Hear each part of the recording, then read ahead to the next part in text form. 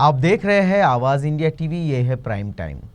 सरकारें बनती है, टूटती है, कुछ 5 साल तक सत्ता में रहती है और कुछ दूर हो जाती है, कुछ बहुत वर्षों तक टिकती है। कुछ सरकारें पूर्ण बहुमत की होती है, यानी मजबूत होती है। आज जो सरकार भारत में है वो पूर्ण बहुमत वाली सरकार है। इसका मतलब वो कुछ भी कर सकती है, कुछ भी बोल सकती है। वो लाखों मौतों का आंकड़ा शून्य बता सकती है। वो किसी भी सामान्य नागरिक को आतंकवादी बताकर जेल में डाल सकती है और किसी खूनी बलात्कारी को मंत्री बना सकती है। नैतिकता का कोई काम नहीं बचा है, क्योंकि ये सरकार बहुमत की सरकार है। ऐसा ही एक बयान इस पूर्ण बहुमत वाली सरकार के नए नए बनाए गए स्वास्थ्य मंत्री डॉक्टर भारती प्रवीण कुमार ने कहा। देखते हैं ये वाकया क्या है। कांग्रेस सांसद वेणुगोपाल के सवाल का ये जवाब दे रहे थे। उन्होंने सवाल पूछा था कि क्या कोरोना की दूसरी लहर के दौरान बहुत सारे कोविड मरीज ऑक्सीजन की कमी के वजह से दम तोड़ गए। इस सवाल पर जो लिखित जवाब स्वास्थ्य राज्य मंत्री ने दिया वह हैरान करने वाला है। कोरोना की दूसरी लहर के दौरान ऑक्सीजन संकट की वजह से बड़ी तादाद में कोरोना जो मरीज थे उनकी मौत हुई थी। लेकिन मंगलवार को ऑक्सीजन की कमी से हुई मौतों पर कांग्रेस सांसद केसी वेणुगोपाल द्वारा पूछे गए सवाल के जवाब में स्वास्थ्य राज्य मंत्री डॉक्टर भारती ने लिखित में दिए गए जवाब में कहा, स्वास्थ्य राज्य का विषय है। मौत की रिपोर्ट की विस्तृत जानकारी राज्य और केंद्र शासित प्रदेश स्वास्थ्य मंत्रालय को रेगुलर बेसिस पर मुहैया कराते हैं। राज्यों केंद्र शासित प्रदेशों की रिपोर्ट के मुताबिक देश में ऑक्सीजन की कमी से एक भी मौत नहीं हुई।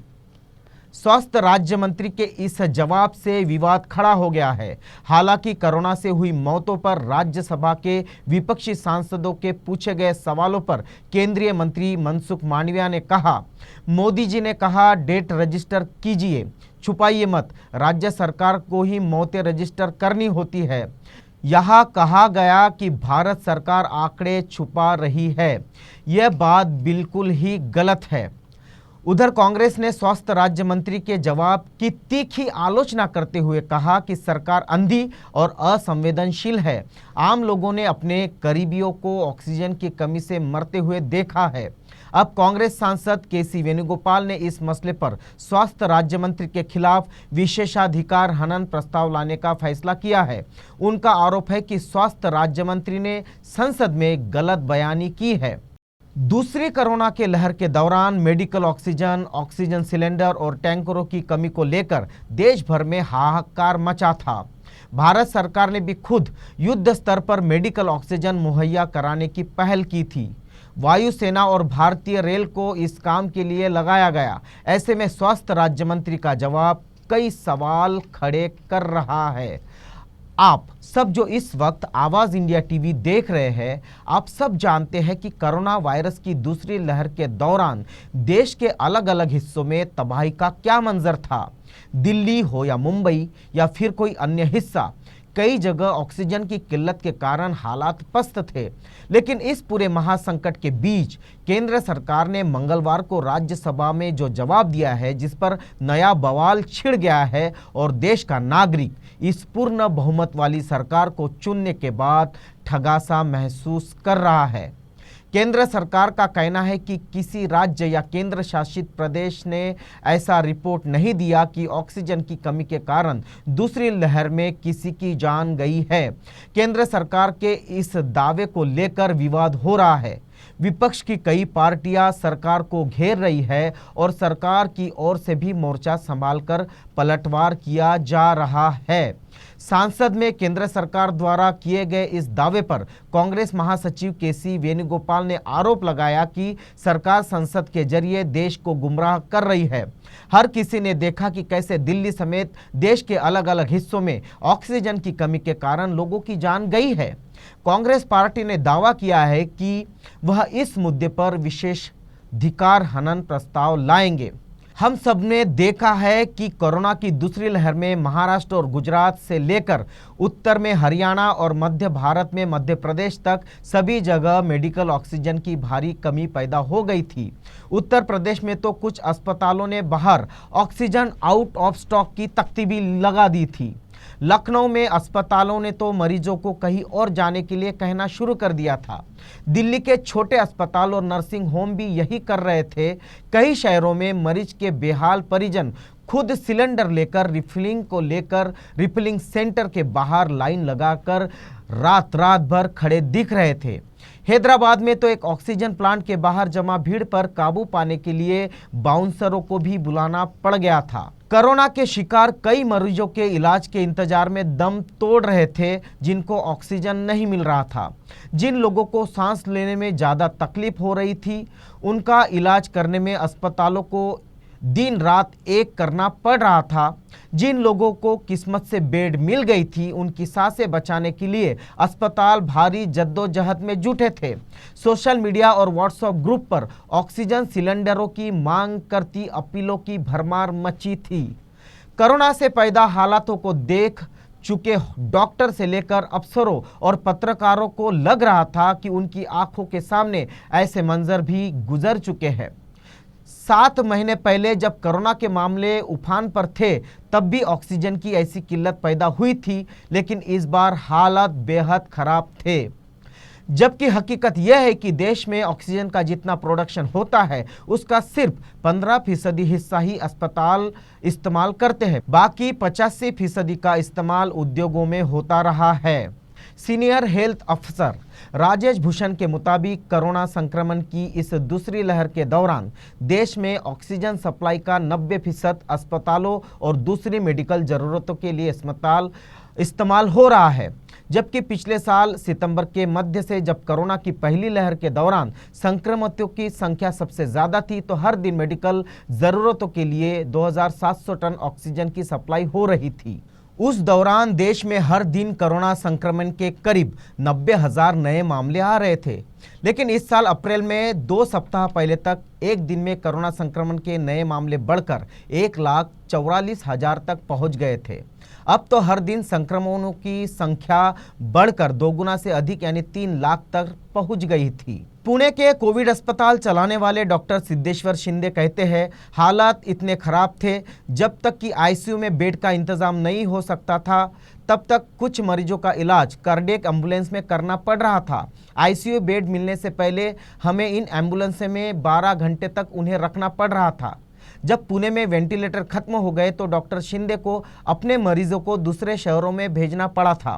पुणे में ऐसी स्थिति कभी नहीं आई थी। यहाँ तो आसपास के जिलों के लोग इलाज कराने आते थे। डॉक्टर शिंदे इस ऑक्सीजन की कमी पर कहते हैं, अमूमन हमारे जैसे अस्पतालों को पर्याप्त ऑक्सीजन मिल जाया करती थी, लेकिन लोगों की सांस चलाए रखना मुश्किल काम होता जा रहा था। 22 साल की युवा उम्र के लोगों को भी ऑक्सीजन सपोर्ट की ज़रूरत पड़ रही थी। इसका मतलब ऑक्सीजन की किल्लत ज़रूर थी। डॉक्टरों और महामारी विशेषज्ञों का कहना है कि कोरोना के केस इतने तेजी से बढ़े कि टेस्ट और इलाज के लिए काफ़ी इंतज़ार करना पड़ रहा था। देरी की वजह से लोगों की हालत खराब हो रही थी, उन्हें इलाज के लिए अस्पताल में भर्ती करना पड़ रहा था। हालत गंभीर होने की वजह से लोग धड़ाधड़ अस्पताल में भर्ती हो रहे थे, लिहाजा हाई फ्लो ऑक्सीजन की मांग बढ़ रही थी। मैं फिर से कह रहा हूँ, हाई फ्लो ऑक्सीजन की मांग बढ़ रही थी। हाई फ्लो ऑक्सीजन की मांग बढ़ने की वजह से पिछले साल की तुलना में इस बार ज़्यादा सप्लाई की ज़रूरत थी, जो सप्लाई नहीं हो रही थी। डॉक्टर शिंदे भी कहते हैं कि हमें नहीं पता था कि ये सब कब खत्म होगा। मुझे लगता है कि सरकार भी इस हालात से वाकिफ नहीं होगी। मुंबई के एक अस्पताल में संक्रामक रोग के विशेषज्ञ के तौर पर काम करने वाले डॉक्टर ओम श्रीवास्तव कहते हैं, हर मरीज को ऑक्सीजन की अलग अलग मात्रा की ज़रूरत पड़ रही थी। ज़रूर नहीं कि हर मरीज को एक निश्चित अवधि तक एक खास मात्रा में ऑक्सीजन दी जाए। अस्पताल में रहने के दौरान हर घंटे उसकी ज़रूरत बदलती जाती थी। हम इलाज की जितनी कोशिश कर रहे थे, उतना हमें ऑक्सीजन नहीं मिल रहा था और ऐसी स्थिति हमने कभी नहीं देखी थी। मेरे ख्याल से यहाँ किसी ने ऐसी स्थिति के बारे में नहीं सोचा होगा। ऑक्सीजन के इस हाहाकारी संकट के चलते केंद्र सरकार की इस बात की आलोचना हो रही थी कि इसने कोरोना संक्रमण के बावजूद राजनीतिक रैलियों और कुंभ जैसी तीर्थों और त्योहारों में लोगों के जमावड़े को इजाज़त दे थी। सरकार पर यह भी आरोप लगाए जा रहे थे कि वह टीकाकरण अभियान को पर्याप्त रफ्तार नहीं दे सकती। आलोचकों का यह भी कहना था कि कई राज्यों सरकारों ने तूफानी रफ्तार से छा गए कोरोना संक्रमण के कहर से लोगों को बचाने के तैयारी के लिए बहुत कम कदम उठाए थे। बहरहाल मोदी सरकार ने तब ऑक्सीजन एक्सप्रेस शुरू की थी। ऑक्सीजन एक्सप्रेस यानी ऑक्सीजन टैंकर को लेकर ट्रेनें वहां पहुंच रही थी जहां इसकी सबसे ज़्यादा ज़रूरत थी। इसके साथ ही भारतीय वायुसेना मिलिट्री स्टेशनों से ऑक्सीजन भी एयरलिफ्ट कर रही थी। सरकार 50,000 टन लिक्विड ऑक्सीजन के आयात की भी योजना बना रही थी। अब यह सवाल उठना लाजमी है कि सरकार के बयान के अनुसार अगर ऑक्सीजन की किल्लत ने एक भी मरीज की मौत नहीं हुई तो मोदी ने ऑक्सीजन एक्सप्रेस क्यों चलाई थी? वायुसेना के विमानों ने ऑक्सीजन एयरलिफ्ट क्यों किए होंगे? दुनिया भर की सरकारों ने भारत को ऑक्सीजन क्यों भेजी होगी?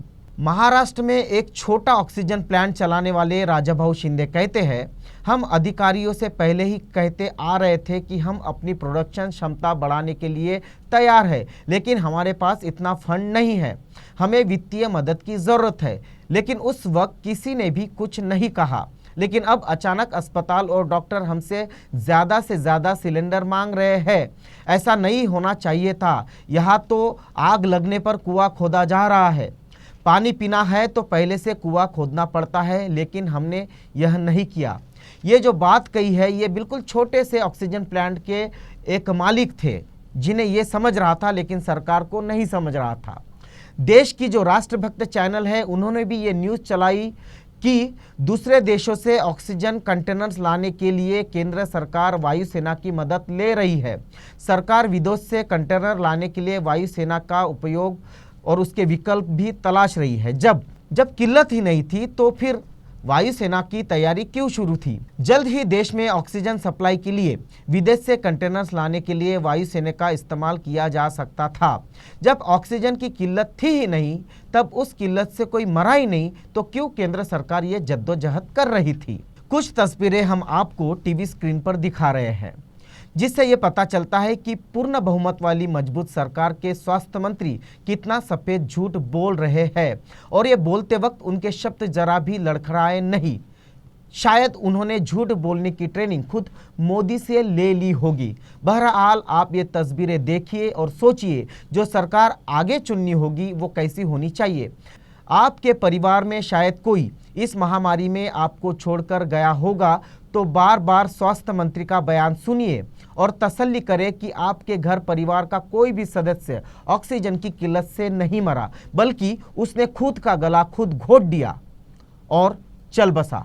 बाकी आप सब समझदार हैं। आप देख रहे हैं आवाज़ इंडिया टीवी। यह है प्राइम टाइम।